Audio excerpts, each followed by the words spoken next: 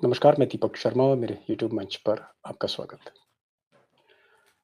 दोस्तों क्या संभल में जिस तरह से जामा मस्जिद का सर्वे कराने के आदेश दिए गए और पुलिस ने उसमें जल्दबाज़ी दिखाई और बदले में आपने देखा फायरिंग हुई और कई मुस्लिम युवाओं की मौत हो गई। ये जो पूरा मामला आज की तारीख में सुर्खियों में बना है, क्या इसके पीछे जो पहली गलती थी वो संभल के जज की थी, उसके बाद जिला प्रशासन की थी और क्या जो सर्वे कराने के आदेश दिए गए, ये गैर कानूनी थे? अगेंस्ट द लॉ थे, कैसा था? अब ये बात मैं नहीं कह रहा हूँ, देश के जाने-माने वकील प्रशांत भूषण कह रहे हैं और एक खास मुलाकात में प्रशांत भूषण का ये दावा है कि जो सर्वे के आदेश दिए गए, it's totally against the law. ये पूरी तरह से गैर कानूनी है और कहीं न कहीं उन्होंने शक ज़ाहिर किया कि चीफ जस्टिस इस देश के चीफ जस्टिस रहे चंद्रचूड़ साहब भी, इसमें कहीं न कहीं उनका भी दोष है। अब प्रशांत भूषण कई इंपॉर्टेंट बात कह रहे हैं। नंबर एक उन्होंने कहा कि जो संभल के जो जज हैं, ये फैसला गैर कानूनी था और संभल के जो सिविल जज हैं जिन्होंने सर्वे के आदेश दिए, इन पर एक्शन होना चाहिए, इन पर कार्रवाई होनी चाहिए। ये बड़ी बात उन्होंने कही। और दूसरा उन्होंने कहा कि archaeological survey of India ASI जो कंट्रोल मांग रही है अब जामा मस्जिद का, वो भी गलत है। ये भी गलत होगा। तीसरी बात उन्होंने कही कि ये जो कमेटी बनाई गई है जांच करने के लिए, जिसमें हाई कोर्ट के जज रिटायर्ड टीके अरोड़ा है, उत्तर प्रदेश के डीजीपी एके जैन हैं और पूर्व मुख्य सचिव ex chief secretary Amit Mohan Prasad ने बोला ये जो कमेटी है ये एक आई वॉश है, 2 महीने में इसको रिपोर्ट देनी उत्तर प्रदेश सरकार को। इस कमेटी की जगह सुप्रीम कोर्ट मॉनिटर कमेटी होनी चाहिए। प्रशांत भूषण का कहना है कि सुप्रीम कोर्ट एक कमेटी बनाए, सुप्रीम कोर्ट, और खुद उसको मॉनिटर करे और वो जांच करे कि फायरिंग किन स्थितियों में हुई, सर्वे के आदेश इतने फटाफट क्यों दिए गए और पूरा पुलिस का महकमा और उत्तर प्रदेश सरकार जल्दबाजी में क्यों थी। तो इसकी जो जांच है वो सुप्रीम कोर्ट करे या फिर हाई कोर्ट करे, ये उन्होंने एक महत्वपूर्ण बात की। और साथ में उन्होंने ये भी कहा है कि बेहतर ये होगा कि सुप्रीम कोर्ट जो है वो रोक लगा दे ऐसे सभी मामलों में जिसमें मस्जिद के नीचे मंदिर खोजा जा रहा है। जैसे उन्होंने ज़िक्र मथुरा के शाही ईदगाह की मस्जिद का किया है। अजमेर शरीफ दरगाह के बारे में उनका रोक लगनी चाहिए। संभल की जामा मस्जिद पर रोक लगना चाहिए। कमल मौला जो धार में मस्जिद है उस पर रोक लगनी चाहिए। बदायूं की मस्जिद का जो मामला है उस पर रोक नहीं लगनी चाहिए। तो कुल मिलाकर ये जो इंटरव्यू है, बहुत सी बातें हैं और जो सबसे बड़ी बात है वो चंद्रचूड़ को लेकर कही कि जो शुरुआत हुई वो चीफ जस्टिस डीवाई चंद्रचूड़ ने की। मैं ज्यादा वक्त नहीं लूंगा क्योंकि बहुत अहम बातचीत है और मैं चाहूंगा इस बातचीत को ना सिर्फ आप सुने बल्कि इसको साझा करें। प्रशांत भूषण जो कह रहे हैं, देश के जाने माने वकील, इनकी बात आखिर तक सुनिए। कहीं ना कहीं देश की जो सबसे बड़ी समस्या है, जो जिस तरह से देश को एक दंगे की आंख में झोंकने की साजिश हो रही है, जिस एजेंडे पर ये सर्वे हो रहे हैं, उसके बारे में मुझे लगता है कि गहराई से अगर चीजों को समझना है, तथ्यों को समझना है, सच को समझना है, तो इस इंटरव्यू को आप जरूर आखिर तक देखें। प्रशांत जी, हमने देखा कि जिस तरह से ज्ञानव्यापी मस्जिद को लेकर जो मुकदमेबाजी शुरू हुई, उसके बाद फिर हम देखते हैं कि मथुरा की जो शाही ईदगाह है उस पर जो है दावे किए गए। फिर ये बात संभल पर आई, संभल के जामा मस्जिद पर आई, उसके बाद अजमेर शरीफ है, इसमें फिर धार मध्य प्रदेश में कमल मौला मस्जिद है। एक एक करके जो मस्जिद हैं, पुरानी मस्जिदें हैं, स्थापित मस्जिदें हैं, उनके नीचे मंदिर ढूंढने के जो दावे हो रहे हैं, कहीं ना कहीं ऐसा लगता है जैसे सरकार हो या व्यवस्था हो या कुछ लोग हो, वो आग से खेलना चाह रहे हैं। क्योंकि इस तरह के जो भी मसले हैं, इतिहास गवाह है कि कम्युनल टेंशन तो होती, सांप्रदायिक तनाव बढ़ता है, दंगे होते हैं, जाने जाती हैं। ये इतिहास हमको बताता है। आपको क्या लगता है कि एक बहुत बड़ा डिजाइन है प्रशांत जी, और ये क्यों हो रहा है? नहीं, ये तो क्लियर है कि ये एक डिजाइन है और ये इसीलिए हो रहा है और होने दिया जा रहा है क्योंकि जहां जहां भाजपा की सरकारें हैं ये इसको एनकरेज कर रही हैं। ये चाहती हैं कि इस तरह के विवाद बढ़ें क्योंकि उनकी तो सारी राजनीति इसी पर निर्भर है ना कि हिंदू मुस्लिम के बीच में झगड़ा बढ़ाओ, तनाव बढ़ाओ और वो फिर बोलो एक हैं तो सेफ हैं वगैरह जी, वगैरह, जिसका ऑब्जेक्ट एक ही है कि किसी तरह से कम्युनल लाइंस पर पोलराइज करके और हिंदुओं की वोट ले लें। यही पूरा उनका मकसद है और इसीलिए ये सब करवाया जा रहा है, सब जगह जगह जगह करवाया जा रहा है। जी। एक बहुत अहम सवाल है और मुझे लगता है कि आपसे बेहतर इसका कोई जवाब नहीं दे सकता है और ये वजह भी है आपको बुलाने की आज खास मेहमान के तौर पे। जब ये मामला संभल में गया और वहाँ पर जो जैन परिवार है, पिता-पुत्र जो इस तरह के मामले मस्जिदों के और मंदिरों के आज की तारीख में एक्सपर्ट हैं, वो लोग जब उन्होंने पिटीशन करी, दावा किया कि साहब ये जो मस्जिद है इसके नीचे एक मंदिर है, हरिहर मंदिर है। क्या उस वक़्त जो सिविल जज थे, उस वक़्त अदालत को मुस्लिम पक्ष को बुलाना चाहिए था? और क्या ये जो जल्दबाज़ी की गई इसके पीछे आपको कहीं न कहीं ऐसा लगता है कि कोई न कोई खेल है? क्या जज साहब ने गलती करी?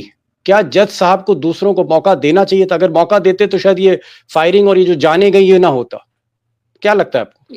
देखिए, पहली बात तो जज साहब को ये सूट ही डिसमिस कर देना चाहिए था जी, कि ये जो सूट फाइल किया गया संभल में डिस्ट्रिक्ट जी, कोर्ट में, ये डिसमिस कर देना चाहिए था, क्योंकि प्लेसेस ऑफ वर्शिप एक्ट के बाद कोई ये दावा कर ही नहीं सकता कि 1947 से पहले इसके पहले यहाँ पर मंदिर था और देयरफॉर इसमें आर्कियोलॉजिकल सर्वे होना चाहिए ये देखने के लिए कि इसके पहले यहाँ पर क्या था वगैरह वगैरह। तो इस तरह के दावे तो एकदम शुरू में ही निरस्त हो जाने चाहिए। और अगर मान लीजिए कोई दूसरा दावा करता है कि भाई ये तो 47 के बाद मंदिर था और यहाँ पर जबरदस्ती मस्जिद का कब्जा कर लिया है कुछ लोगों ने 47 के बाद, और इसलिए ये देखना चाहिए या इसका पता लगाना चाहिए कि 47 के बाद ये मंदिर था या मस्जिद थी। अगर इस तरह का दावा किया जाता है तो उसमें कोई आर्कियोलॉजिकल सर्वे की कोई जरूरत नहीं है, क्योंकि आप उसको कोई उखाड़ के नहीं देख रहे हैं कि उसकी जरूरत है। वो तो सीधा सीधा एविडेंस पेश किया जाएगा कि भाई अच्छा यहाँ पर ये पहले उसके तो आई विटनेस होंगे ना, तो आई विटनेस गवाही देंगे कि भाई यहाँ तो मंदिर था, 47 के बाद भी मंदिर था और 1950 में 55 में 60 में इसको मस्जिद बना दिया गया। तो उसमें कोई आर्कियोलॉजिकल सर्वे की कोई जरूरत नहीं है, किसी तरह के जी, सर्वे की जरूरत नहीं है। जहां जहां सर्वे के दावे किए जा रहे हैं कि भाई 47 के पहले यहाँ मंदिर था या बहुत पहले मंदिर था, वो तो शुरू में ही निरस्त हो जाने चाहिए। और अगर कोई जज उसको निरस्त नहीं कर रहा तो या तो उसको प्लेसेस ऑफ वर्शिप एक्ट की जानकारी ही नहीं है या फिर वो खुद कम्युनली माइंडेड है, वो खुद दंगे करवाना चाहता है, तभी इस तरह के आदेश दे रहा है। कोई जज जिसको प्लेसेस ऑफ वर्शिप एक्ट के बारे में पता है, और आज मैं ये मानता हूं कि अगर किसी जज को नहीं पता है तो वो जज बनने लायक नहीं है, उसको ओहो! वैसे ही निरस्त कर देना चाहिए। मतलब अगर आप कह रहे अगर हैं कोई जज प्लेसेस ऑफ वर्शिप एक्ट को नहीं जानता और ऐसे सूट पर उसके गैर जानकारी के कारण नोटिस इशू कर देता है या कोई सर्वे का ऑर्डर करता है, तो उसको तुरंत बर्खास्त किया जाना चाहिए, क्योंकि वो जज बनने के काबिल नहीं है, जज रहने के काबिल नहीं है। और और जी, और अगर वो प्लेसेस ऑफ वर्शिप एक्ट को जानता है, समझता है, और दावा ये है कि हम ये देखना चाहते हैं, सर्वे करके देखना चाहते हैं कि इसके इसके नीचे क्या कोई मंदिर है या कोई मंदिर के कोई एविडेंस है कि नहीं है, तो उसको तुरंत सूट को डिसमिस कर देना चाहिए। कोई जी। सर्वे वगैरह का तो कोई सवाल ही नहीं उठना चाहिए, कोई आर्कियोलॉजिकल सर्वे का तो कभी किसी भी केस में कोई सवाल उठना ही नहीं चाहिए। और अगर कोई जी, जज इस तरह का आदेश कर रहा है तो बिल्कुल वो बर्खास्त होने लायक है। बड़ी बड़ी बात आपने कही। आपने कहा कि जज ही को बर्खास्त करना चाहिए क्योंकि जो वर्शिप एक्ट जो कानून है, उस कानून का कहीं न कहीं संज्ञान जज ने नहीं लिया। या जज को वो कानून ही नहीं मालूम है, या फिर उसके पीछे कोई और डिजाइन। प्रशांत जी, जो मोटा मोटा जो आपने कहा, अगर मैं अपने दर्शकों को बताना चाहूं, अगर मैं गलत बोलूं तो मुझे ठीक कर दीजिएगा। आपने कहा कि भाई 1947 के बाद अगर ये मस्जिद तामीर की जाती और वहां पर कोई मंदिर होता, तब तो ये मामला बनता था। तब जज को एक तरह से अधिकार था कि वो नोटिस देते सर्वे के लिए। आप ये कहना चाह रहे हैं?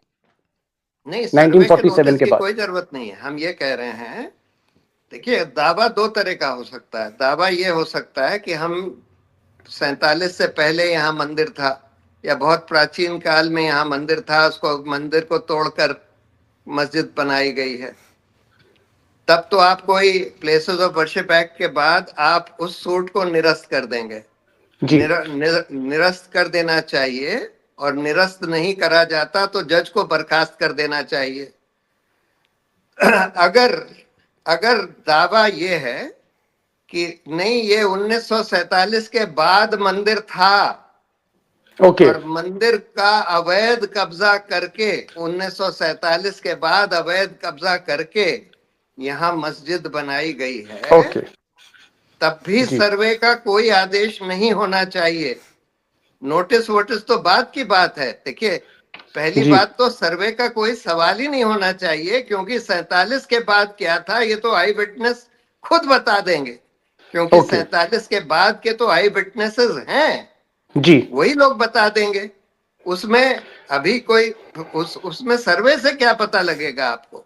जी। आपको तो ये देखना है कि एग्जिस्टिंग स्ट्रक्चर क्या है, जी। उसमें जी। लोग क्या कह रहे हैं कि भाई 1947 के बाद इसको तोड़कर। और अगर सर्वे का आप कोई आदेश देते भी हैं तो नोटिस के बगैर तो बिल्कुल ही नहीं दे सकते, गॉट इट, तो गॉट इट सर, बिल्कुल गॉट इट। गैर कानूनी है। एक और सवाल, क्योंकि आप आज की तारीख में हिंदुस्तान में उन पारखी वकीलों में हैं जो कानून को समझते हैं, आसानी से समझाते हैं। क्या पुलिस ने भी जल्दबाजी करी, चाहे वो कमिश्नर हो, चाहे डिस्ट्रिक्ट मजिस्ट्रेट हो, चाहे एसएसपी हो? थोड़ा सा सरकार को, चीफ सेक्रेटरी को कहीं ना कहीं इसमें डिले करना चाहिए था, क्योंकि अगर इस तरह से मस्जिद का सर्वे होगा, मामला सेंसिटिव है, फ्लेयर अप कर सकता है, एक law and order situation create हो सकती है, लोगों की जानें जा सकती हैं, और जो जाने गई, क्या थोड़ा सा district administration, right from district magistrate to chief secretary, ये जो प्रशासन है इसने भी जल्दबाजी दिखाई, उतावलापन दिखाया, आपको ऐसा लगता है? बिल्कुल दिखाया। और पागलापन क्या, उनको तो खुद ही एप्लीकेशन फाइल करनी चाहिए थी कोर्ट में कि भाई क्या? आपने ये सर्वे का ऑर्डर, डिस्ट्रिक्ट एडमिनिस्ट्रेशन को खुद दरखास्त देनी चाहिए थी कोर्ट में कि भाई ये सर्वे का ऑर्डर से यहाँ पर कम्युनल टेंशन हो सकती है। ओके। हाँ, उनको खुद बोलना चाहिए था कि ये सर्वे का ऑर्डर आप रिकंसिडर करिए। जी। और उन्होंने अगर ऐसा नहीं किया तो इसका साफ साफ ये मतलब है कि डिस्ट्रिक्ट एडमिनिस्ट्रेशन को या तो ऊपर से आदेश थे, या वो खुद चाहते थे कि इस तरह से कम्युनल टेंशन फ्लेयर अप हो।